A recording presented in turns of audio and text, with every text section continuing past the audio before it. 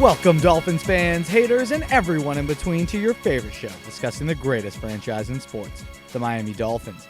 This is the PhinsPod. My name is Moose, your host, and we have another Q&A episode, everybody. You guys brought the heat once again. We got some great questions, and be sure to follow us over on Instagram at PhinsPod to submit yours for future episodes. But today, we're tackling the draft, Super Bowl aspirations, yes, ladies and gentlemen, Super Bowl, as well as the man, the myth, the legend, Tua Tagovailoa, because when will we not talk Tua? Let's get to it, and let's dive in. Let's start with these Dolphins, though. What do they need to do in this draft with all these picks this year and next year, really, to keep pace in the AFC East? Better do something, right? Like you just said, the AFC East is coming. Like the Pats are back, the Jets are going to have a new quarterback. And I think so much you go into the draft thinking about what are we going to do, what are we going to do. I think it helps sometimes thinking of what we're not going to do. We're not going to do this. Let's bring up an example of what they should not do. Give me my graphic, please. Go into the, don't do this. And Peter, no, hold on. This is Peter's mock draft, and Peter's draft is never what he thinks they should do. It's your best estimation of what could happen or would happen. I do not think that the Miami Dolphins should do this, meaning taking a tackle, Rashawn Slater, at 6 and passing on the bell of the ball, Kyle Pitts. I think what the Miami Dolphins should not do is this. I think you got to put wide receiver before Kyle Pitts' name and you'll feel better about it because it's the same thing. The Dolphins decided to stick with Tua. If you get Kyle Pitts, you are sticking with the most talent possible. Even if you have to move, I would go into my war room and say we're not leaving this room until Kyle Pitts is on our roster no matter what we have to do. So our first question comes from Theo St. Dan. Sorry if I said it wrong. It might be Theost Dan. I don't really know. But the question, I'm going to go with Theo St. Dan. Would Tua's chemistry with DeVonta Smith be more dangerous than Tua's chemistry with Ja'Marr Chase? And look, yes, there is something to be said about chemistry, but at the pro level, you need to be able to develop chemistry with anyone. The value of built-in chemistry is great, right? And DeVonta Smith absolutely has that. They've been working together for years, but they haven't for the last couple of years. DeVonta Smith has adjusted to a new quarterback, new rhythm. That's all going to be something he has to reacclimate to, especially at the NFL level where things are moving way faster. So it's a completely different game. And it's also not worth giving up a better prospect just because your guy has chemistry with the second best guy, right? If Tua needs to rely on that past chemistry to get by, then we're in trouble, especially if you can't make it work with a guy like Ja'Marr Chase. That's also really bad, because it means Tua might not be the guy, or Ja'Marr Chase busts out, which isn't a great thing and highly unlikely. So if Ja'Marr Chase comes in and the excuse is, well, he doesn't have chemistry with him, that's a big problem. Look, chemistry is very, very important and beneficial to an offense, but you should not draft just for chemistry. Thank you for the question. Great question, though. I know a lot of people have been talking about, and look, I've been guilty of it too. I do understand that chemistry is a real thing, right? But you cannot draft for that. And if Ja'Marr Chase, in the Dolphins' eyes, is a better prospect, they need to take him. In my opinion, he is. But look, if they take DeVonta Smith, don't think it's because they love the chemistry there. And if that's the case, then maybe we shouldn't be as high on Chris Grier as we are. But thank you again for the question. Next up is from James Soriano 99. What do you think is the weakest part of the team? And look, that's tough because I think Miami's done a good job of not having, a position be completely void, right? Like even at edge position, which is considered the popular answer, I think most people would say it's pass rusher. But I do think the Dolphins have some bodies there. They do have Emmanuel Ogbah and more bodies on that position, that I would, you want them to focus on that position, of course, but there is a position that we really don't have a lot of bodies on, and that's at coverage linebacker. Jerome Baker is out there alone, and he's able to hold his own too, but Miami has no one there behind him if he does go down. They can't rely on newly required, McKinney, Benardrick McKinney. He's a run stuffing specialist who, if he does get caught, out in coverage, Miami might be in trouble. And a Landon Roberts, too, specifically also a run stuffing linebacker. So if they can add a guy who can help lock up tight ends and running backs within their front seven and not have to expend Eric Rowe to come up and do that because they just don't have the bodies and athletes to do it, that would be hugely beneficial. And like I said, the only reason I don't say pass rusher, because I do have that as, 1A, 1B. It is a huge need and likely something they should target in the first two rounds and something they probably will. But they do have Emmanuel Ogbah and Andrew Van Ginkel. So the pass rush can also be created, too, with good overall defensive line play. Again, pass rush can be created from the blitz. Miami did that a lot by sending, corner blitzes, safety blitzes.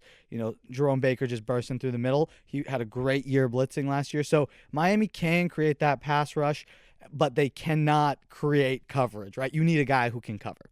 So still a need, but if Baker goes down, Miami's kind of screwed. So I think a coverage linebacker, I would say, is a position of need where we are at the thinnest. Third question, friend of the show, Fin Maniacs, another great Dolphins podcast from Jason Sarney, Hassan Patel, and the boys over there. They provide the next question. They ask, thoughts on Joe Tryon?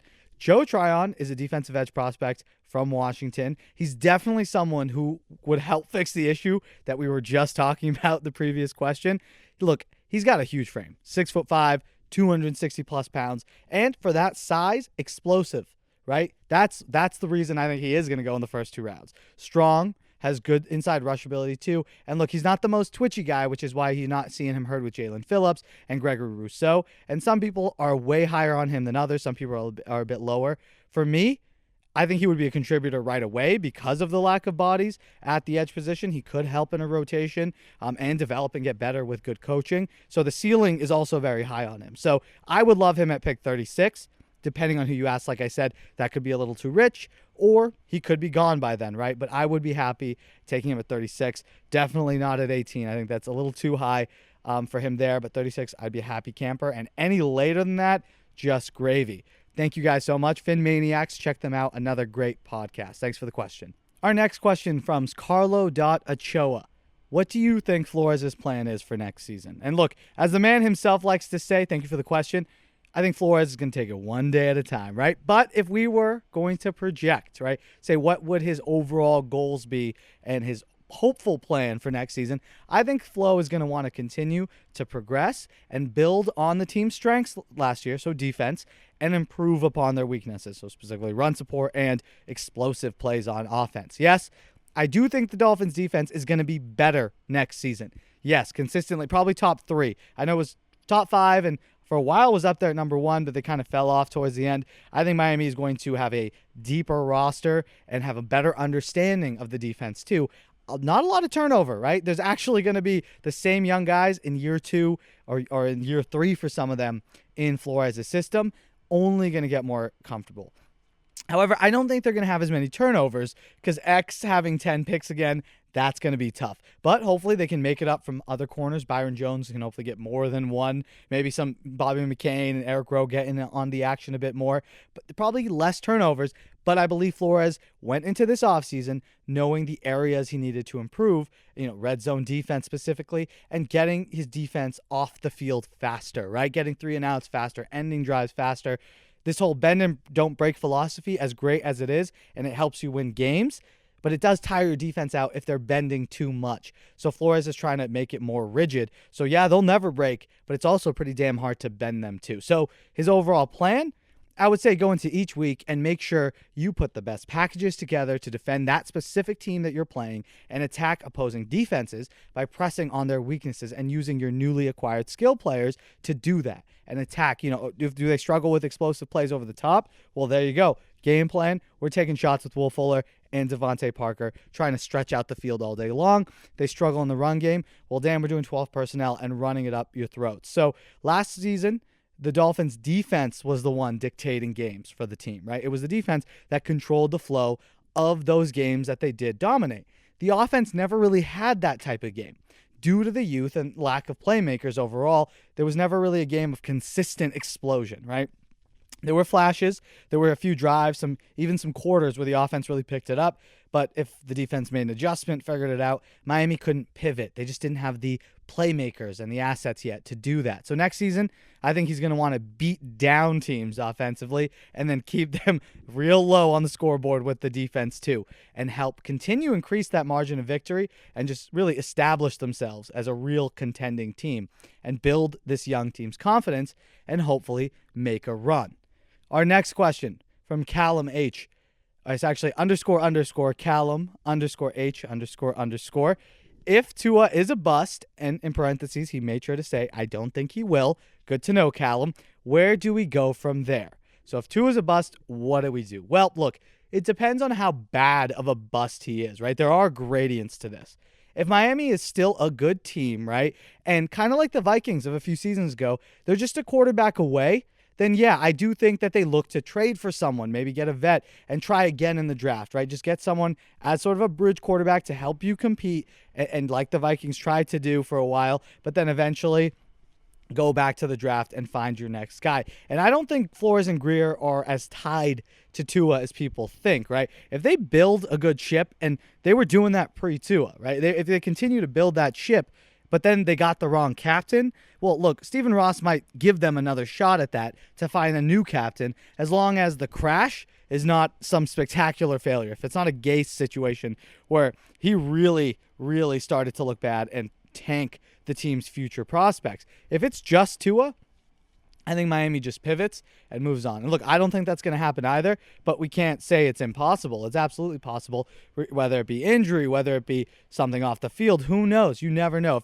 If there's anything we've learned this offseason with Deshaun Watson is you don't know what the NFL is going to look like month to month. So he could explode. He could be elite next year. That I think is more likely than this outcome, but that doesn't mean this outcome isn't likely. So it depends on how it crashes and burns, but regardless, I think Miami is going to pivot.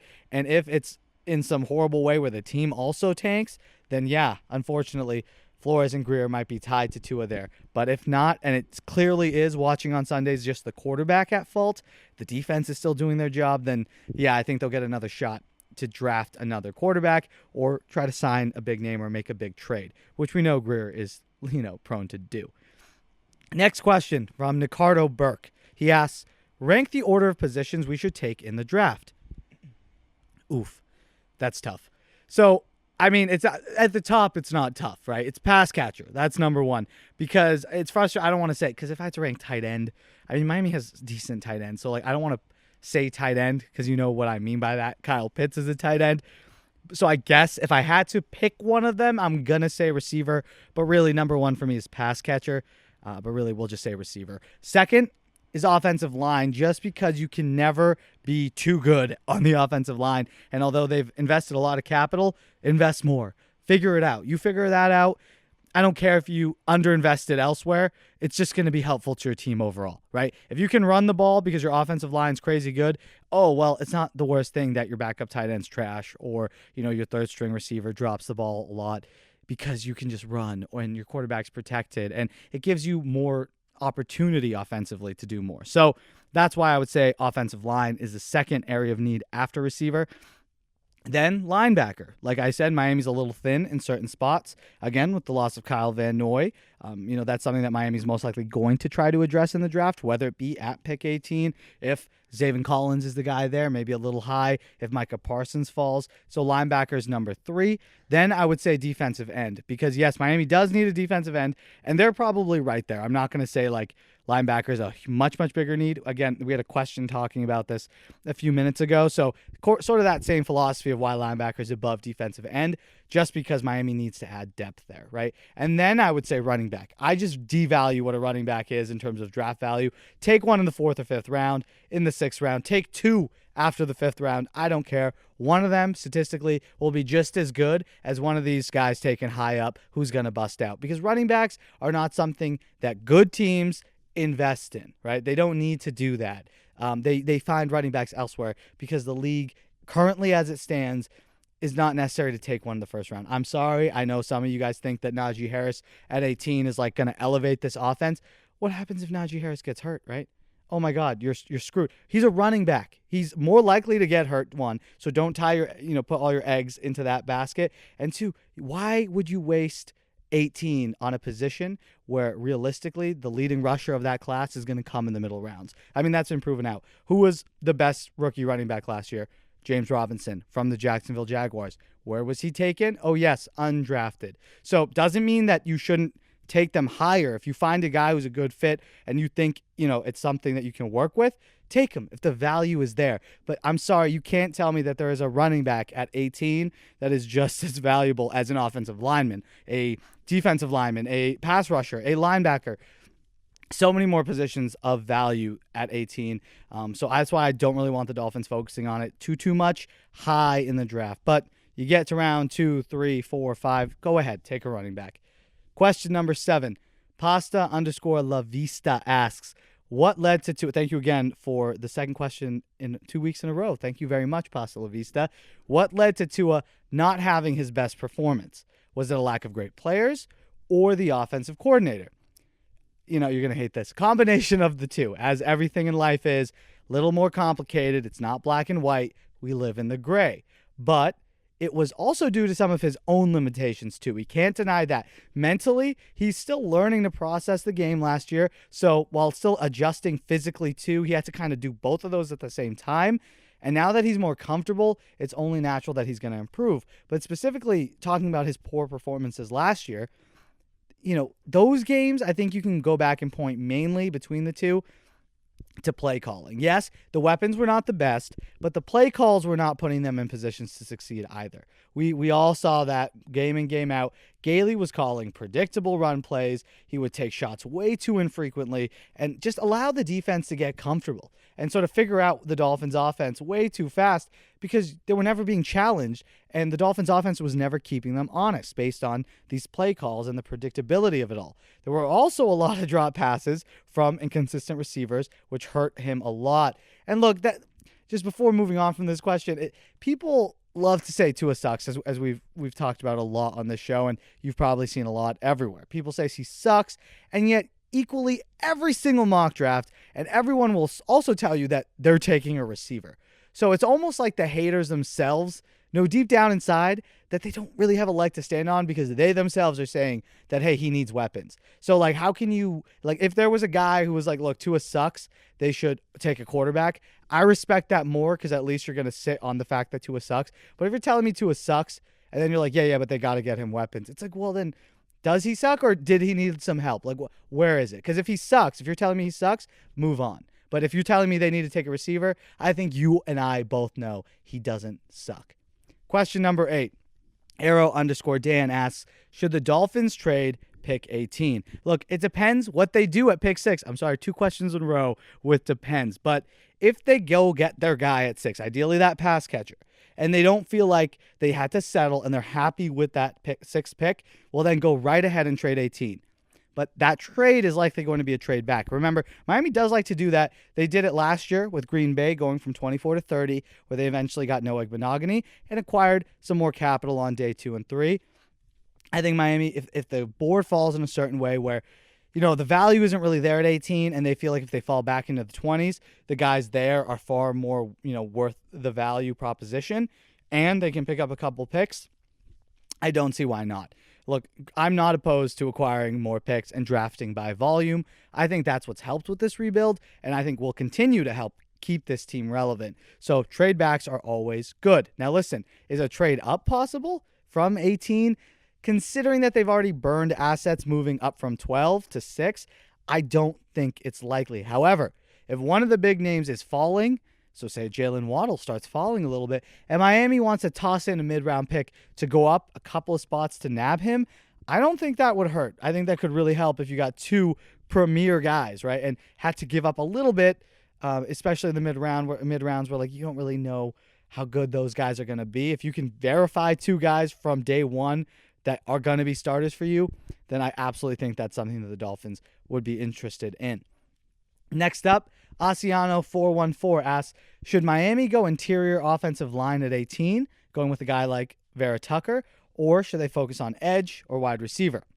Again, depends on what they do at 6, but if they do address that need at wide receiver, then grabbing an interior offensive line, as you suggested with Vera Tucker, is actually probably a damn good move. And Vera Tucker is a really good interior offensive lineman, provides a lot of flexibility. You can't go wrong. You can put him at either guard position. Pretty sure he plays some center too. So yeah, going interior offensive line at 18, like I said, is not something to scoff at. That's something Miami realistically could do. I mean, some Dolphins fans want them to go Penei Sewell at 6. So if people are willing to go lineman at 6, wouldn't be too surprising if they take one later on in the draft. But look, I would much rather see them personally, as much as I think offensive line is a responsible decision and you can't go wrong. I think there's a bigger need, though, at edge, right? Because they did invest, like we said, in young guys. And if they, drafted properly, and you do believe in Solomon Kindley and Austin Jackson and Robert Hunt, you also believe they're going to develop and improve. So the line naturally should improve across the board. So that's the other thing here is if that's taken into account, and things do go well, then they should focus on another position like edge, right? If they take Kyle Pitts at 6 and they have more of a tight end there and they still need receiver help, because look, as much as I love Kyle Pitts, he isn't a wide receiver. You can't line him up on the outside and have him run 9 routes consistently. Yeah, he can do it occasionally on some of these crazy plays where he's matched up against a linebacker on the outside. Go deep, Kyle. Outrun him, outjump him. You got it, right? That'd be great, but Miami still should get a receiver, whether that be in the second round or it at 18, Rashad Bateman. Imagine Kyle Pitts and Rashad Bateman. That would make me extremely happy. Immediately upgrade this offense. And I think a lot of Dolphins fans would be happy. You would really add multiple layers of versatility to the team in just one round. So, yeah, I think taking two receiving threats wouldn't be crazy either in the first round. Next up, from the 305 Leo, sorry for that, asks, is Chase better than Pitts for the Dolphins? So a lot of Pitts questions, a lot of Chase questions. He's on the brain. And it depends, look, on the offense that Godsey and Stoodsville are going to be bringing in, right? If it's going to be more of a traditional styled offense, 5 receiver sets, a lot of shotgun, West Coast offense, then absolutely. I do think Jamar Chase is a better fit. He provides more for you as an offense. He can do more for you and will contribute too, because you just have more routes dedicated to your receivers and are setting them up rather than the tight ends. But for the Dolphins specifically, if the offense that we're all thinking is implemented, base package being 12 personnel, those 2 tight end sets, then I believe Pitts is the better option, because what is a 2 tight end set without 2 tight ends? Plus the gap between Kyle Pitts and the second and third and fourth tight end is significantly larger than the gap between Jamar Chase and then the other receivers after him. Some would argue he's not even the best receiver available. Look, he is better than most of them, but not by as significant of a margin as Kyle Pitts is to the other tight ends. He's a generational athlete, and so for that reason, it depends on the offense. And I would say if it's going to be a 12 personnel based offense, then for the Dolphins, Pitts might actually be a better choice. Next up, we have Chase Moffitt 11 asking, what do you think about safety? Will the Dolphins sign a vet or draft one? Yeah, safety is definitely something that is not talked about a lot from the Dolphins' perspective. And I think if they were to go at the position, it's more likely to be in the draft. They currently have Eric Rowe and Bobby McCain, 2 good vets, 2 pretty contributing factors to this defense. And those guys are on the older end, right, for this roster. So you're not wrong. Signing another vet might not be likely, though, because they already have those 2 older guys. Think about Brandon Jones last year. That's how they wanted to address it. Take a guy in the middle rounds who can step in, develop, and they targeted him, right? And they took him for a specific role, which last year he did a pretty damn good job of in the middle rounds. So Miami clearly seems to have covered strong safety with Brandon Jones. If they're going to move to improve that position group in the draft, it's going to be free safety most likely for Bobby McCain's eventual replacement or for depth. But I don't think it's one of their major needs at the moment. Maybe another mid-round pick if they go safety, say at 36. It's definitely going to be a surprise. I don't think many people expect that to happen, but it's not unheard of. I don't think it would be some horrible move to draft the safety. Miami does need help, on defense still. I mean, with a couple injuries, we've seen this. The whole thing can collapse. Bobby McCain got hurt, and we saw what happened. Clayton Fejedelem went in, and a touchdown happened immediately. So, look, that position is very important. So having reliable depth is important as well. So not a bad point. Maybe the Dolphins should focus more on safety, and they probably are more than we have given them credit for. So great point. Thank you for that question. And our last question for today comes from Tide_pod_God. The Tide Pod God. Greatest question in. I'm sorry. I loved all the other questions, but I like where your head's at, Tide Pod. Could the Dolphins go to the Super Bowl? Fuck yes. They were knocking on the door of the playoffs. They showed that they can hang with any team last year. We saw that against the Chiefs. They have a really good young nucleus. Some would argue a great young nucleus. A coach with a level head and damn good game planning abilities. Not to mention an exciting young quarterback. And obviously, that is where this whole aspiration, this Super Bowl dream resides, in the development of Tua Tagovailoa. If he comes in and has a top 10 quarterback season, which I think he will, then yes, they absolutely have a shot at the Super Bowl. And look, with an improved supporting cast and that same dominant defense, they're already contenders. They just are. They just need a guy to manage the game. So if he takes a significant jump, oh yeah, you're there. I fully expect the Dolphins to win at least 10 games, be in the playoffs next season, and put up a damn fight. Look, they don't need to win the Super Bowl next year. That's not the expectation, right? But I expect them to be, by the end of next year, people to be like, damn, okay, that might happen sooner than we realize. And yes, getting in the playoffs in and of itself, as a Dolphins fan, would be awesome, right? I can't get greedy. But the way that this team showed out at points last season, those moments, those few weeks, especially during that, not that winning streak that they had, where they were really starting to rattle some off and the defense was really picking it up. We saw a lot in those few flashes. And another year in, hopefully better and more consistent, you hope that they can do more than just a first-round exit. And if Flores is able to do what he did in 2019, and for the most part in 2020 until Week 17, which we do not need to talk about, and that is improve the team over the course of the season, right? In 2019, I think that is the clearest example of that coaching job. Started absolutely atrociously, getting absolutely bent over by the Ravens, and slowly got better. I mean, you still lost by a lot, but that margin decreased until you started winning some games, and now you're competing in every single game, and then you finish with the victory in Foxborough against Tom Brady. So, look, I absolutely think it's something that's possible for them to improve over the course of the season, be hitting their stride come December and January, and if the weapons hit, if the chemistry hits, yeah, I do think we could be talking about Super Bowl. But is it likely? No. Let's not get too ahead of ourselves.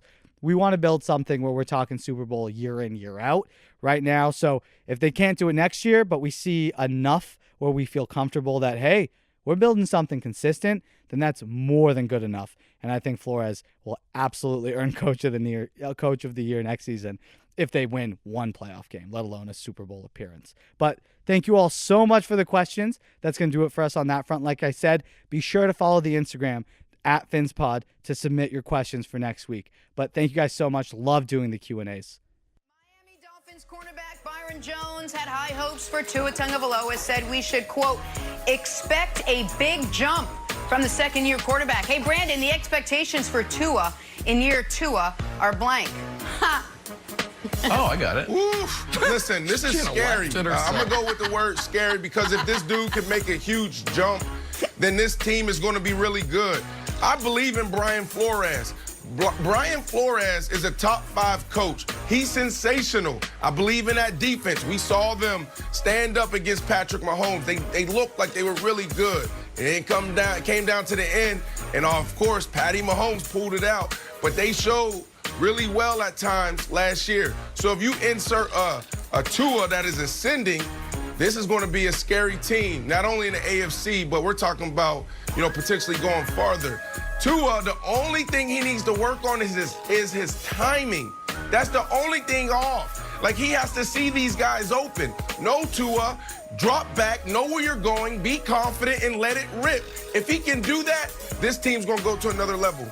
That's going to do it for us here today. Thank you all so much for listening to the PhinsPod. Hope you enjoyed. If you want more of the show, check us out over on Patreon, patreon.com/PhinsPod. For $2 a month, listen to bonus episodes, and the site has other goodies over there as well. Link is in the description on YouTube, or head to patreon.com/PhinsPod. Thank you all so much for the support over there and the support in general. All the new subscribers to the YouTube channel, welcome. We're obviously going to keep it going. And of course, draft season is only getting closer. Please remember to like the video as well if you enjoyed, and subscribe just so you never miss a chance to chat about your Miami Dolphins. Remember that the pod is available on all platforms: Spotify, Apple, Google Podcasts, and of course YouTube. Continue the conversation with us over on Twitter and Instagram at PhinsPod, and check out the site for news and content, PhinsPod.com. I hope you all have an amazing day, and until next time, stay safe. Love y'all.